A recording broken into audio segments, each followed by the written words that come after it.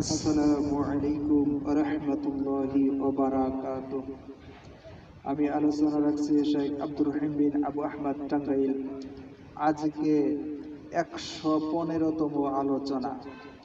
আজকের আলোচনার বিষয় হলো আল্লাহ তাআলা যাকে ভালোবাসেন, সকল আসমানের সকল অধিবাসীগণ তাকে ভালোবাসেন এবং সেই ব্যক্তিকে পৃথিবীতে ভালোবাসার, সম্মানিত করার ব্যবস্থা করে দেন।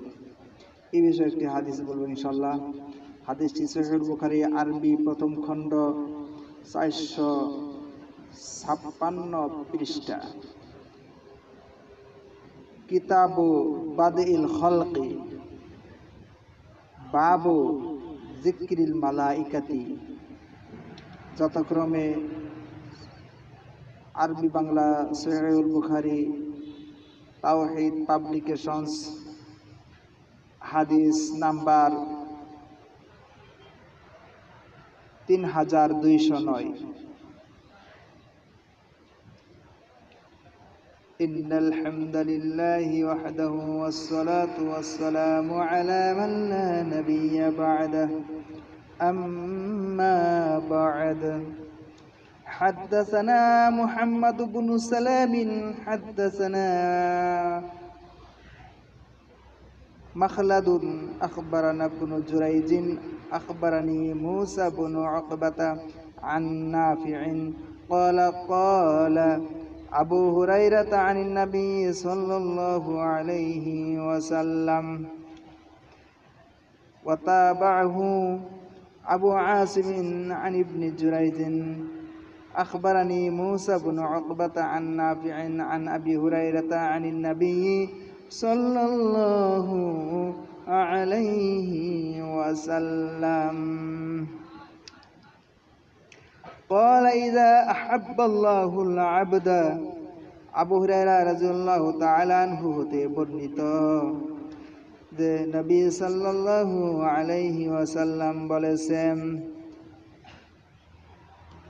ইযা আহাব্বাল্লাহুল আবদা, যখন আল্লাহ তাআলা কোন বান্দাকে ভালোবাসেন,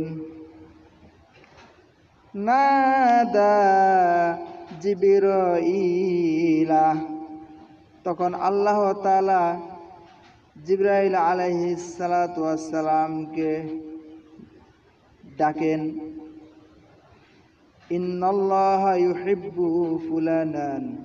তখন আল্লাহ তাআলা জিবরাইল আলাইহিস সালাতু ওয়াস সালামকে বলে যে আমি অমুক ব্যক্তিকে ভালোবাসি, ফাআহবিবিহু, কাজেই তুমিও তাকে ভালোবাসো।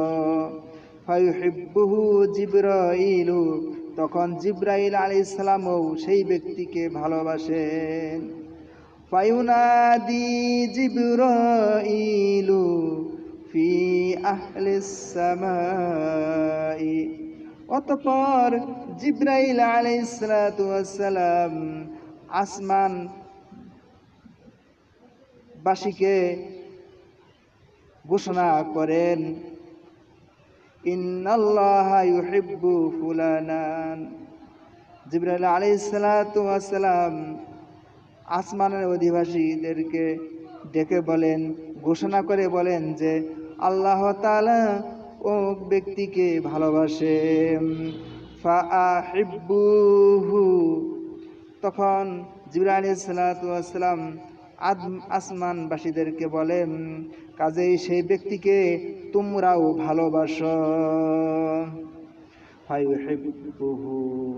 ফায়ুহিব্বুহু আহলুস সামাই, তখন আসমানবাসীগণ সেই ব্যক্তিকে ভালোবাসতে থাকে। সুম্মা ইউযাউ লাহুল কুবুলু ফিল আরদি, অতঃপর পৃথিবীতে তাকে সম্মানিত করার জন্য ব্যবস্থা করে দেওয়া হয়। আলহামদুলিল্লাহ। হাদিসটি আলোচনা করে মনে থেকে খুব শান্তি লাগলো, ভালো লাগলো। আল্লাহ তাআলা একটি ব্যক্তিকে ভালোবাসলে সেই ভালোবাসাটা কিভাবে আল্লাহ তাআলা আরো কত সম্মানের ব্যবস্থা করেছে। তাই আল্লাহ তাআলা কি করেন যে ভালোবাসার বিষয়টা কতটুকু গুরুত্ব আল্লাহ তাআলার কাছে। আল্লাহ যখন ভালোবাসেন কোনো ব্যক্তিকে, আবদা কোনো মানুষকে আল্লাহ ভালোবাসেন কোনো ব্যক্তিকে, নাদা জিবরাইলা, আল্লাহ তাআলা জিবরাইলকে ডেকে বলেন ইন্নাল্লাহা ইউহিব্বু ফুলানান, হে জিবরাইল আমি অমুক ব্যক্তিকে ভালোবাসি। অন্য হাদিসে আছে সেই ব্যক্তির পূর্ণাঙ্গ পরিচয় উল্লেখ করা হয়, যে সেই ব্যক্তির নাম কি, তার বাপের নাম কি, তার দাদার নাম কি, বসবাস কি, বিস্তারিতভাবে ঠিকানা পেশ করা হয়, যাতে করে সবাই চিনতে পারে তার বিষয়ে। তো এখানে হাদিসটা সংক্ষেপ আছে। তাই আল্লাহ তাআলা বলেন, হে জিবরাইল নিশ্চয় আল্লাহ তাআলা অমুক ব্যক্তিকে ভালোবাসে। ফাআহবিবহু, জিবরাইল তুমি সেই ব্যক্তিকে তুমিও ভালোবাসো। আল্লাহ তাআলা জিবরাইলকে নিজেই বলতেছেন ফাআহবিবহু, তুমিও সেই ব্যক্তিকে ভালোবাসো। তখন জিবরাইল কি বলেন, ফায়ুহিব্বুহু জিবরাইলু, অতঃপর জিবরাইল আলাইহিস সালামও সেই ব্যক্তিকে ভালোবাসেন। আল্লাহ তাআলা বলেন, জিবরাইল আমি যে ব্যক্তিকে ভালোবাসি সেই ব্যক্তিকে তুমিও ভালোবাসো। জিবরাইল বলে আচ্ছা ঠিক আছে, আমিও ভালোবাসলাম সেই ব্যক্তিকে। এখানে সীমাবদ্ধ নয়। ফায়ুনাদি জিবরাইলু ফি আহলিস সামাই, জিবরাইল আলাইহিস সালাতু ওয়াস সালাম আসমানের অধিবাসীদেরকে ঘোষণা করে দেন। এখানে বলা হয়েছে যে ইউনাদি জিবরাইলু ফি আহলিস সামাই, জিবরাইল আলাইহিস সালাম কি করলেন, আসমানের সকল অধিবাসীদেরকে জানিয়ে দিলেন, ঘোষণা করে দিলেন, ইন্নাল্লাহা ইউহিব্বু ফুলানান, আল্লাহ তাআলা সেই ব্যক্তিকে অমুক ব্যক্তিকে ভালোবাসেন। শুধু তাই নয়, তো জিবরাইল বলছে ফাআহিব্বুহু, তোমরাও সকলেই ওই ব্যক্তিকে ভালোবাসো। তখন এই কথা যখন ভালোবাসতে বললেন জিবরাইল আলাইহিস সালাম আসমানের অধিবাসীদেরকে, তখন আসমানের অধিবাসী কি বলল, ফায়ুহিব্বুহু আহলুস সামাই, অতঃপর আসমানবাসীগণ সকলেই তাকে ভালোবাসতে লাগলেন। যাই হোক এখানেই শেষ নয়। সুম্মা ইউযাউ লাহুল কুবুলু ফিল আরজি, অতঃপর পৃথিবীতে তাকে সম্মানিত করার জন্য আল্লাহ তাআলা ব্যবস্থা করে দেন। এখানে ইউযাউ শব্দ আছে। ইউযাউ শব্দের অর্থ হইল স্থাপন করা, প্রতিষ্ঠা করা, ব্যবস্থা করা। এই যে এখানে বলা হয়েছে ইউযাউ লাহুল কুবুলু ফিল আরজি, পৃথিবীতে তাকে সম্মানিত করার জন্য ব্যবস্থা করে দেওয়া হয়। এখন ফেরেশতারা তো আল্লাহ তাআলার কথা শুনে তাকে ভালোবাসতে থাকলেন, কিন্তু এখানে তো আল্লাহ তাআলা বলতে পারতেন যে পৃথিবীর মানুষও ভালোবাসতে থাকে, কিন্তু তা না।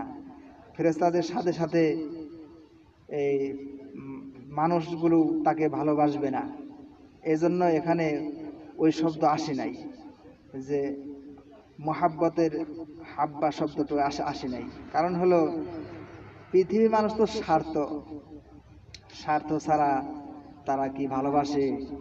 তাদের সুবিধা অসুবিধাগুলো এগুলা যদি কেউ সমাধান না করে, কোনো স্বার্থ সুবিধা উপকার ছাড়া তো ভালোবাসে না। তো যাই হোক, এখানে ভালোবাসার ব্যবস্থা করার বিষয়ে অন্য দলিলে আছে যে সে যে একজন ভালো লোক, তার ভালো গুণ থাকবে। যেমন সে ইসলামী হতে হবে, 1 নম্বরে সে মুসলিম হইতে হবে।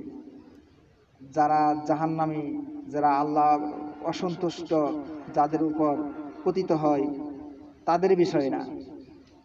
তো সেই লোকটা, তার এমন গুণ থাকবে যে তার ভালোবাসা থাকবে, মহাব্বত থাকবে।